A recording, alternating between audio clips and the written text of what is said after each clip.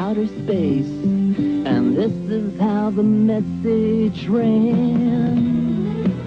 That's the beginning of the big cult movie, The Rocky Horror Picture Show.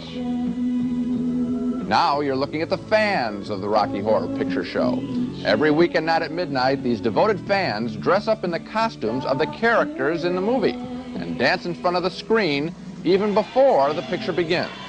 The Rocky Horror Picture Show is a prime example of midnight movie madness. It's truly a cult film. It's just a jump to the net. With your hands on your hips.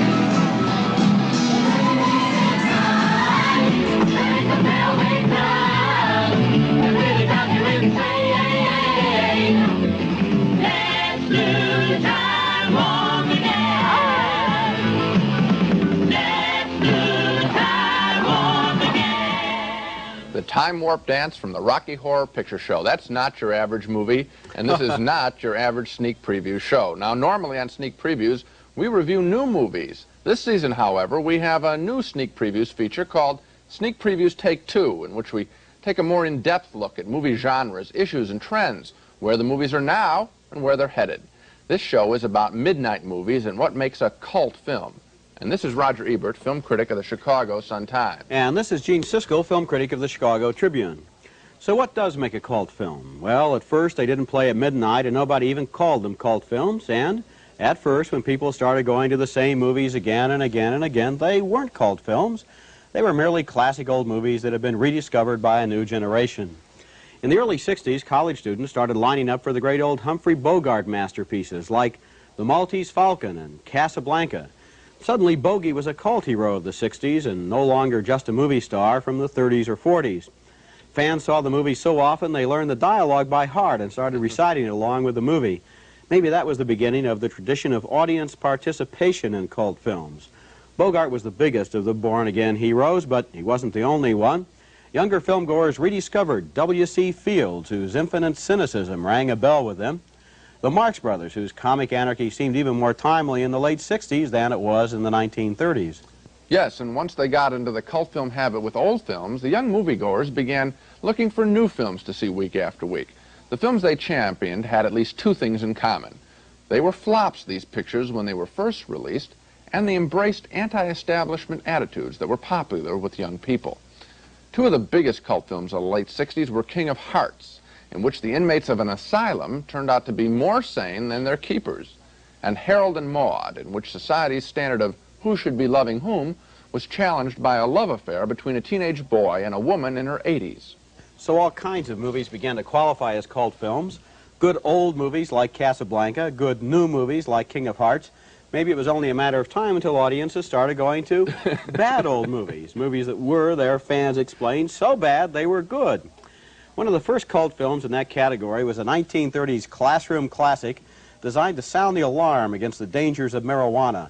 It was called Reefer Madness, and it painted a lurid and laughable portrait of life on pot. May!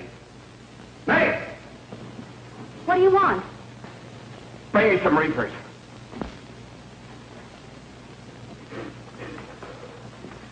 Come on, darling. Everything will be over soon.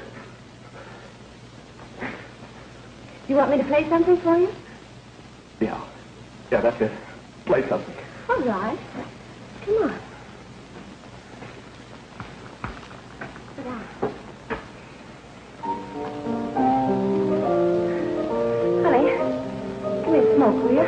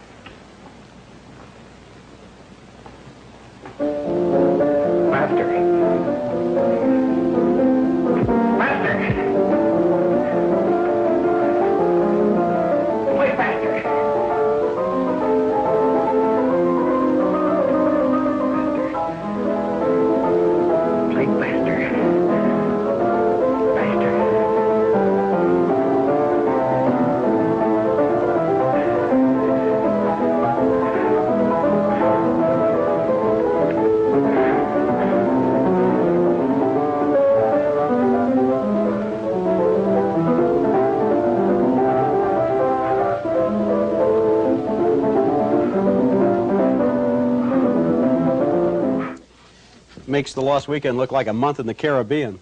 Reefer Madness made it horrendously clear that if you smoked the forbidden weed, there'd be all sorts of terrible consequences. Not only would you start playing the piano too fast, like the victims of our last scene, but later on in the movie, the victims of pot start hurling themselves from windows. It was worse than the Depression. There aren't any records of how effective the warnings of Reefer Madness were in the 1930s, but when the film resurfaced in the early 70s as a cult film, it served almost as propaganda in favor of pot. And the movie served as a transition from rediscovered classics that everyone could identify with to more underground films that became elaborate in-jokes for their audiences. So right away we learned two things about cult films. One, they're anti-establishment, like that picture, at least the way it was being viewed. And second, that the audience is more important in a way than the picture. You know, when you walk into most theaters, you want to be alone. You don't want to hear anyone talk. Not so in cult films. You want to laugh with the audience. You almost compete with the people in the audience to laugh at that film and to show how much you're in the know.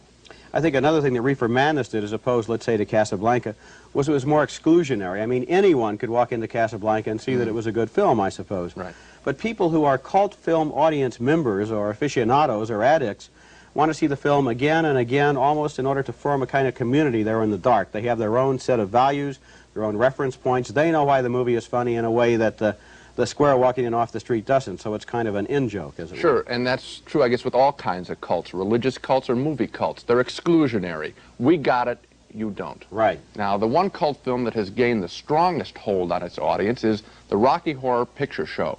Like Harold and Maude and King of Hearts, Rocky Horror was a financial bust in its first engagements nationwide, but after theater owners started playing the film only on weekend nights at midnight, Rocky Horror became much more than a movie. It became an event. Every theater where it plays becomes something like a nightclub. The experience here in Chicago is typical. The Biograph Theater here has been selling out every Friday and Saturday midnight show for almost 2 years now. The party starts outside in the street even before the movie begins. The young fans compete to see who can see the film most often, and they even dress up like characters in the movie. The character I do is Magenta. I portray Brad Majors. He plays the hero of the movie. I play Columbia. She's the groupie. She's kind of bubbly. She's a really bubbly person, so I have to be really bubbly all the time. Well, tonight I came as Dr. Frankenfurter. Dr. Frankenfurter. That describes him fully. He's a sweet transvestite from the planet Transsexual in the galaxy Transylvania. Well, I've seen the Rocky Horror Picture Show 137 times as of tonight. I've seen the Rocky Horror Show about 40 times, which is about average around here. I've seen the movie 72 times. 90, 91 with tonight. 122 times.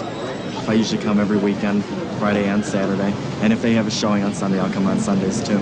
I've seen it in St. Louis, Milwaukee. I just seen it around. I went to North Carolina and saw it for a week. Today's my 28th time. All right.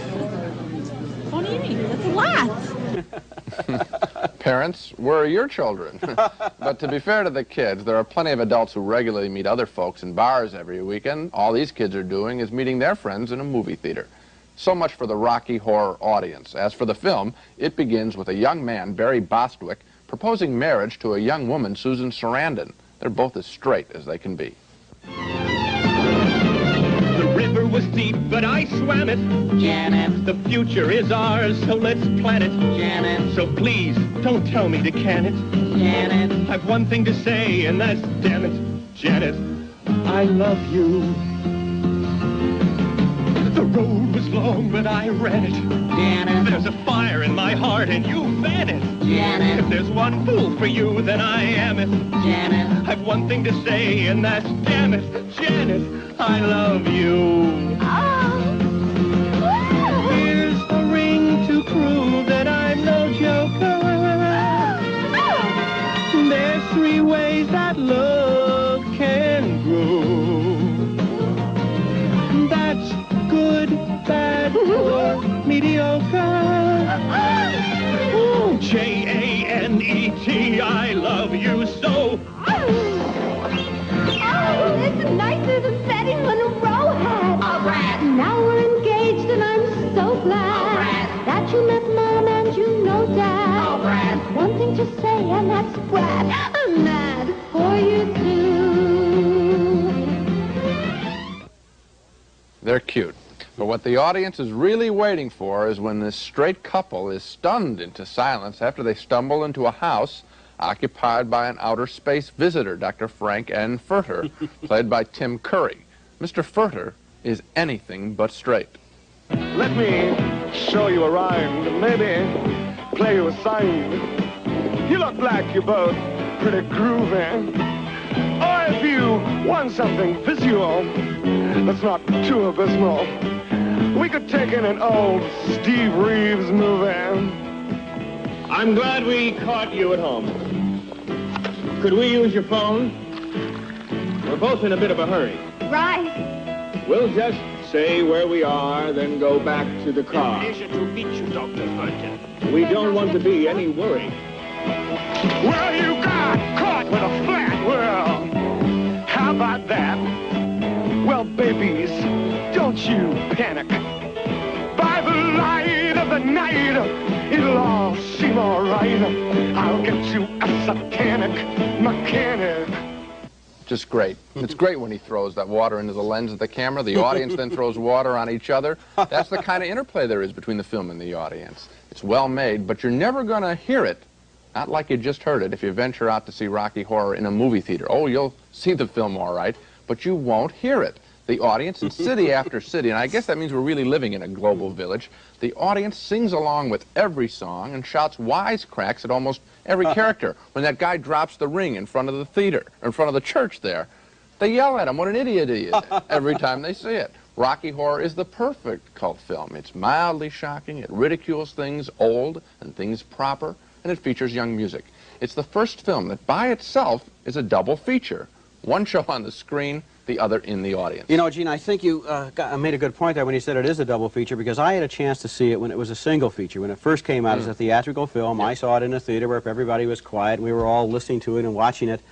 That film hasn't been seen like that in years, and maybe it's just as well, because I don't want to get too many letters, hate mail from the Frank N. Furter fan club. But will. Actually, this film is pretty thin. If you look at it just as a film, the whole key is it's an event.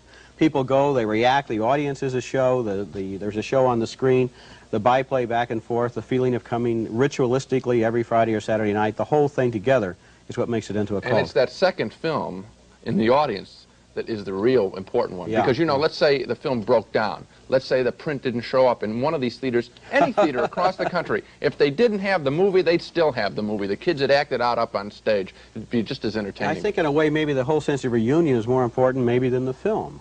Because when they come time after time, when they see the film, they are, in a sense, rejecting what goes on outside the theater. I think if we had the United States Census Office this year take a survey on how many people are in favor of Transylvanian transsexual transvestites, it'd be a pretty low percentage, as a matter of fact. That's just the point. The kids prefer those weird characters in the movie to the straight characters in the movie, so it acts out a fantasy of their own. They prefer the weird guys. Again, it's a cult of weirdness. They at least 1 or 2 nights a week. I think we don't want to make the movie seem like it's too extreme or too terrible or too horrible. It's kind of cheerful and charming in its own way, despite what the scenes might have looked like. But Rocky Horror makes fun of the horror movie genre. It's not really scary, but there are other midnight cult films that are gruesomely horrible.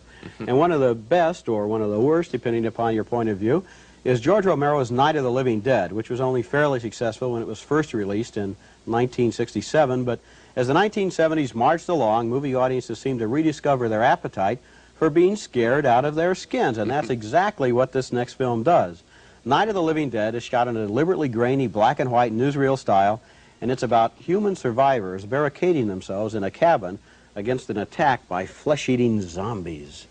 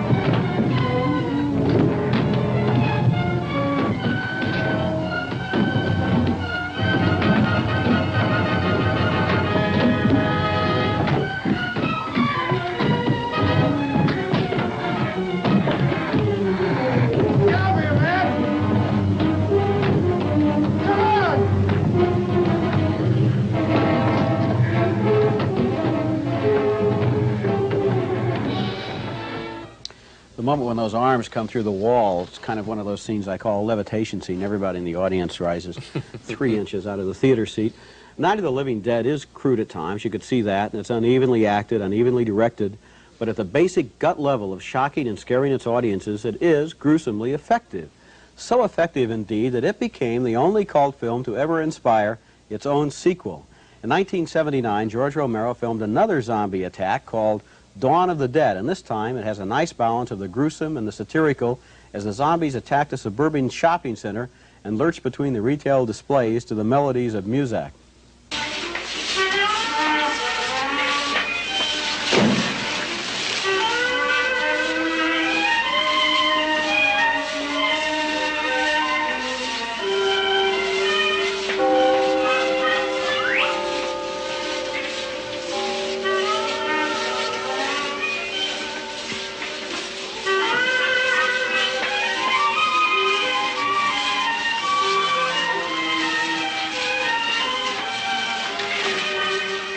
Kind of a weird creepiness to the humor there. What you have are zombies launching an attack on shopping centers, which are kind of chain store paradises, standing for the middle-class consumer values of most of the parents of young cult film goers. And Dawn of the Dead very effectively alternates its satire with pure, unadulterating ghoulishness.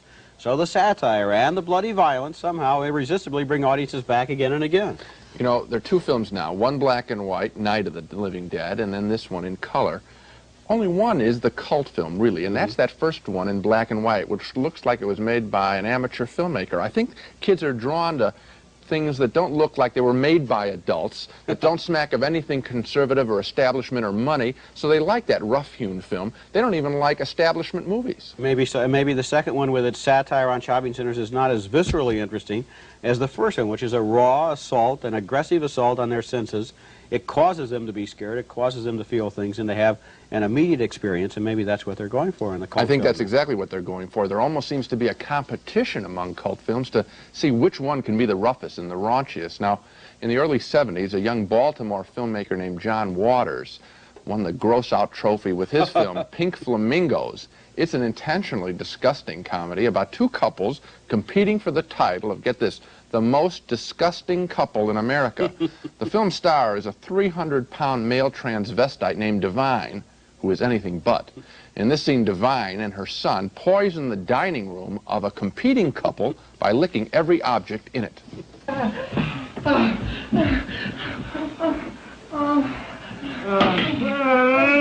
Oh, this is where they eat crackers. This is where they shove dirty little portions of bacteria down their wheezy little throats.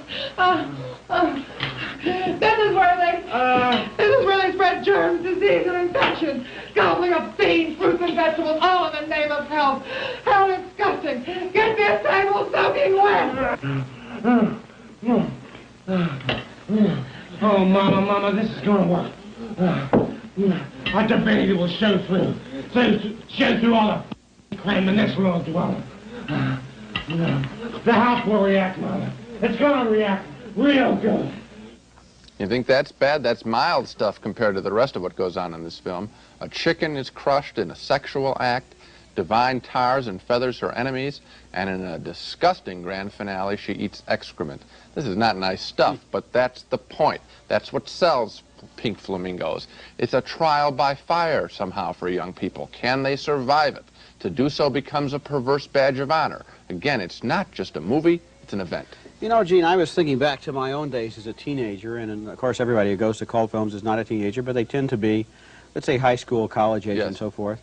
And there's almost a compulsion at that age to seek out things that will gross other people out, especially your parents. Right. And if you can absolutely horrify them, they throw up their hands in dismay, they think that they've absolutely got to wipe out the younger generation, they failed, well, then the kids have succeeded. And that's in a way what this is. It's like when I was a kid, Mad Magazine. Adults thought it should have been burned the moment a new issue was published. I had friends who were not allowed to buy comic books or even read them because it was going to rot their mind. Again, kids love anything that smacks of being rotten and awful, and that's what's happened, at least now to the cult Now, film. you started out, for example, 10 years ago with Night of the Living Dead, eating human flesh. You know, we now almost feel, after Pink Flamingos, a certain nostalgia for the days when all they did in movies was eat flesh. So what we've kind of seen here during this program, during the whole program, and look at cult films, is a can we call it a descent into decadence from the high style of the Bogart films through the high camp of the Rocky Horror Picture Show into the gruesome effectiveness of the Living Dead zombies, and now into the rock-bottom, deliberately nauseating, disgusting, awful sleaze of Pink Flamingos. Will the cult film, which had such brave beginnings, end up in the gutter? Well, maybe not. Let's take a look now at a cheerful new contender for cult status. It's hard to predict where the cult film audience is going to turn next, because after all, cult fans specialize in staying out of step with everyone else, but there is one new film this year that does seem to have a chance of breaking into the cult big time. It's a cheap but lively little musical called Rock and Roll High School. It's already been successful at midnight shows in Chicago and Toronto, and it embraces the favorite message of all cult films, which is down with the establishment. Now, in this scene, a high school principal wants to bar rock and roll music at her high school. I investigated reports of loss of hearing by individuals due to the high decibel level involved in playing rock and roll music. Put on these ear protective devices, as I am going to, Mr. McCree, play a song by the Ramones at the decibel level consistent with that used in your average concert. Your standard mouse and your standard speakers. Now back. This is the rockometer. Gee. It is used to measure comparative rock and roll intensity levels. Watch the mouse while I turn it on.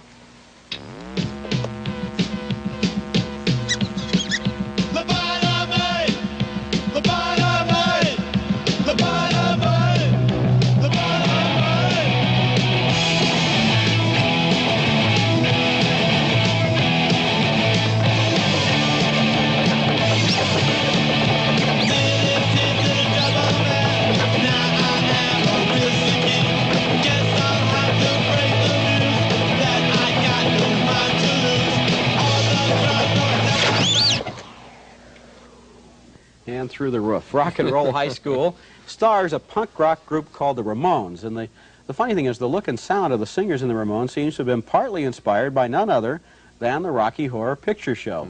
Here are the Ramones arriving for a concert.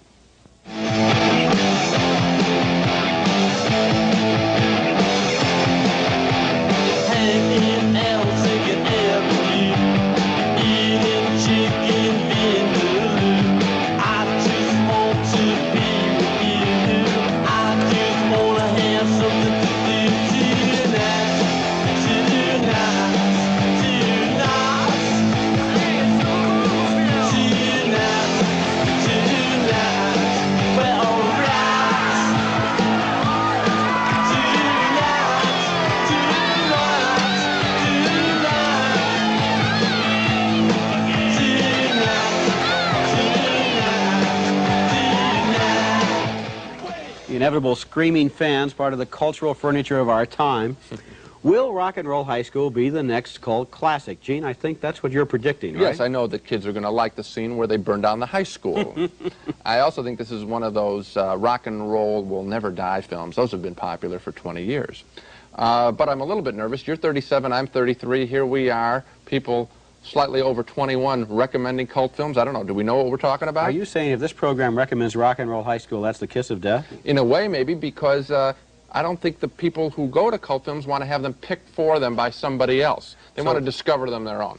So if you like Rock and Roll High School, you didn't hear it here first. Huh? Okay. Let me ask you something. These kids, we've seen them say that they go to the same movie kind of ritualistically 12, 50, 100 times. What does that say about their movie-going habits? Well, it says one good thing and maybe one not-so-good thing.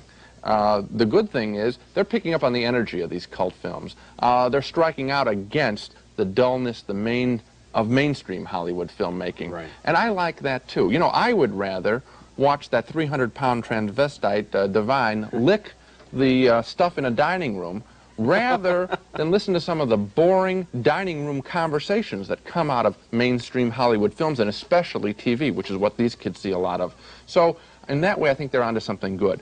The bad thing may be if that's all they see are these cult pictures. If you see one film a week and it's the same film, you're not supporting good movies. And as a result, you're hurting the movie industry, and we need more people going and asking for better films, not seeing the same one over and over.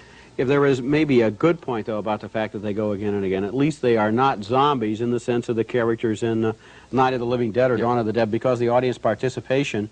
So we had the picture of everybody sitting there at midnight just frozen looking at the screen like this, that would be terrible. But the audience participation that the kids get into makes it into, it's kind of fresh, it's cheerful, it's fun. I think that's the key probably to enjoying a midnight movie is participating.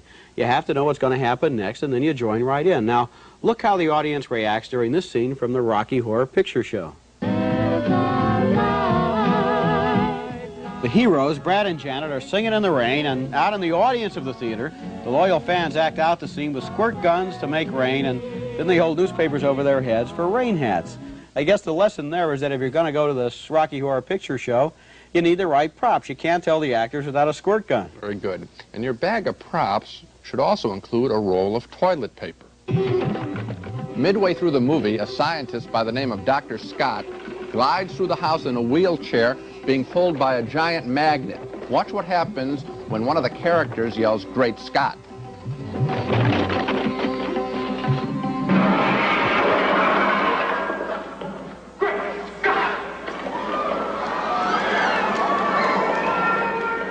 Amazing. Those kids are throwing rolls of Scott toilet tissue at the screen. Get it, huh? Yeah, I got it, Gene. It was very subtle, but I think I did get it, yeah. Do you think there are any of these films that the average moviegoer wants to see if they want to check out one cult film? I think the one to start with is obviously the Rocky Horror Picture Show. That's the quintessential cult film. It's the one that's made the reputation, and it's kind of fun, It is fun, but you got to bring, or be prepared to get squirted. Right. Bring newspaper, maybe a roll of toilet tissue. Don't wear your new clothes. Sunday best, right. Also, if you go see Pink Flamingos, you're on your own. You didn't hear it from us. Right, you didn't hear it here, and that's it for this show.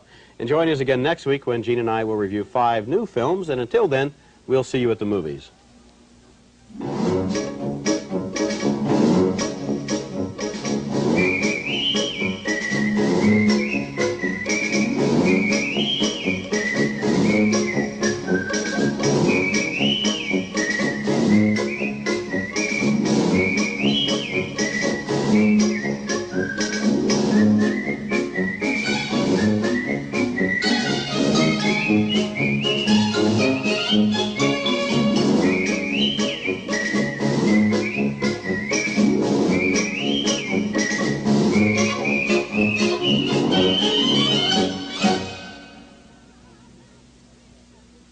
Funding for sneak previews was provided by this station and by other public television stations.